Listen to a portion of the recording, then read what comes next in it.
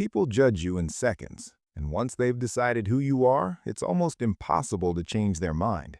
Right now, someone sees you as weak, as forgettable, as someone they can ignore, interrupt, or dismiss. And the worst part? You probably gave them permission without even knowing it. But here's the truth. Respect isn't something you beg for, it's something you command. And there are 5 specific behaviors that separate the powerful from the powerless, the rare from the common, the ones people remember from the ones they forget.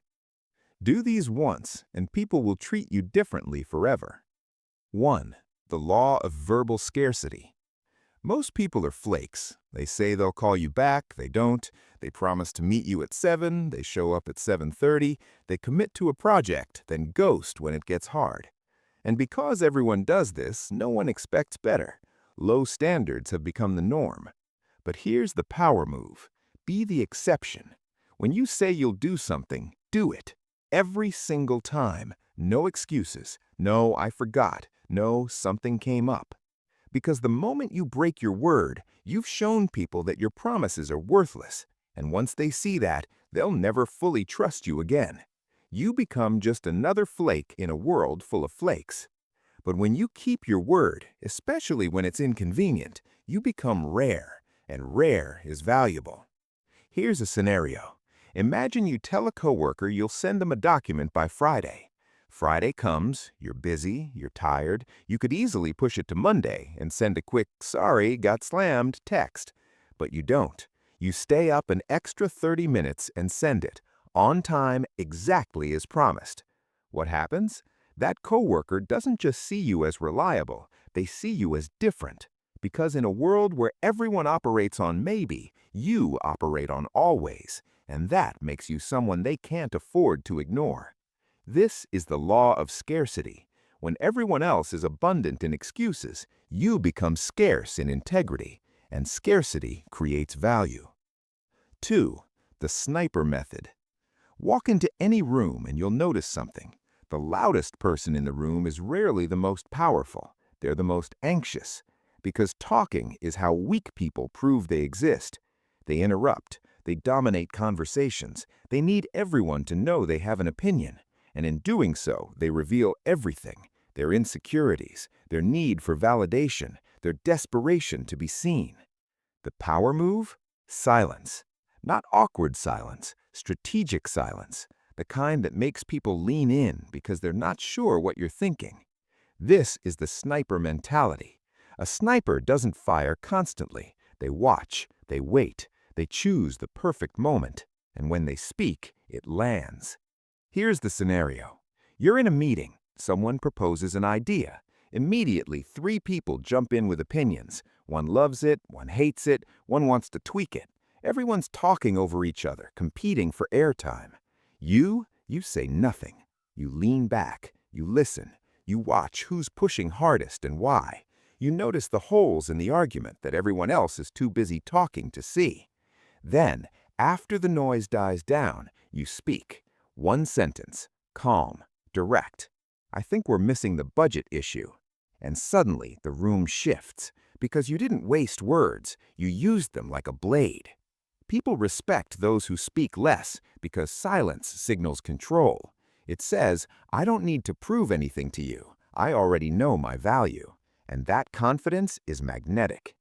Emotional zero. Panic is contagious. When something goes wrong and someone starts freaking out, everyone around them catches it. The energy spirals, voices get louder, decisions get sloppy, chaos spreads. But calm is just as contagious, and it's infinitely more powerful.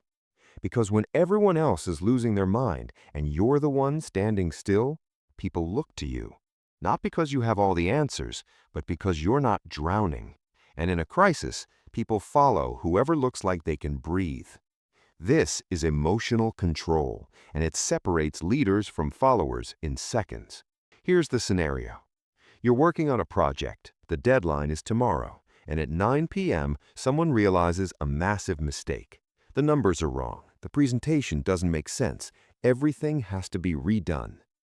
2 people on your team immediately start spiraling. We're screwed. There's no way. We're going to look like idiots. You feel the panic rising in your chest too, but you don't let it out. Instead, you take a breath. You speak slowly. Okay, what exactly is broken? Let's break it into steps. Your tone doesn't match the chaos. It's steady, measured, and because of that, everyone else starts to calm down too. You're not pretending the problem doesn't exist, you're just refusing to let it control you. By the end of the night, the project gets fixed, but what people remember isn't the fix, it's how you handled the pressure. Because panic makes you forgettable. Calm makes you unforgettable. 4. The sovereign code. Here's how you spot someone with real power. Watch how they treat people who can't do anything for them. Most people are strategic with kindness. They are polite to their boss, charming to clients, respectful to anyone who holds influence over their career. But the waiter, the janitor, the intern, they barely make eye contact. They snap, they dismiss, because in their mind, these people don't matter. And that reveals everything. It shows they're insecure, that they only respect people they fear, that their kindness is a transaction, not a character trait. The power move? Treat everyone the same.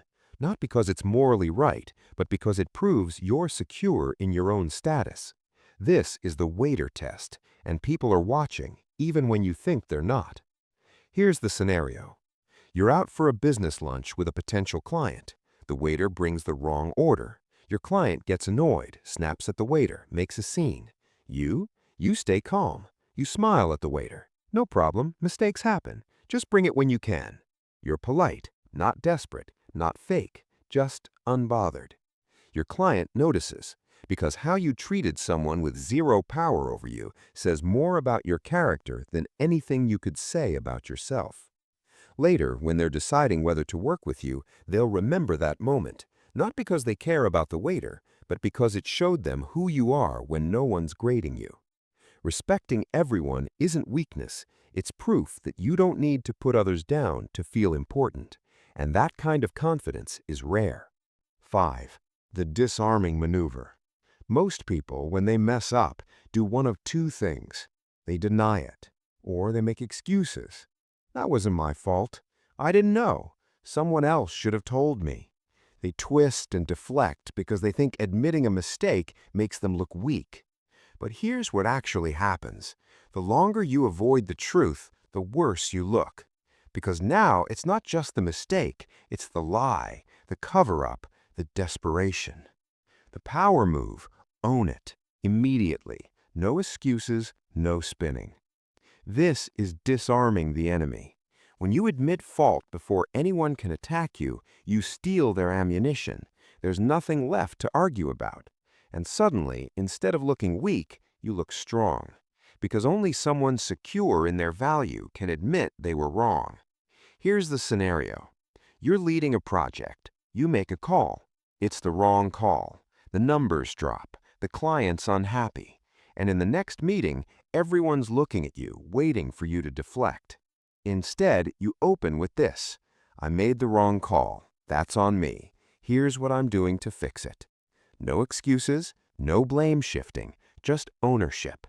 What happens? The room goes quiet. Because they were ready for a fight and you just refused to give them one. You didn't defend yourself. You didn't shrink. You just acknowledged reality and moved forward. And in that moment, you earned something most people never get. Respect. Not because you were perfect, but because you were honest. People don't follow those who never make mistakes. They follow those who own them without flinching. Respect isn't given, it's taken by doing what most people are too weak, too afraid, or too average to do. Do these 5 things and watch how the room treats you. Not eventually, immediately.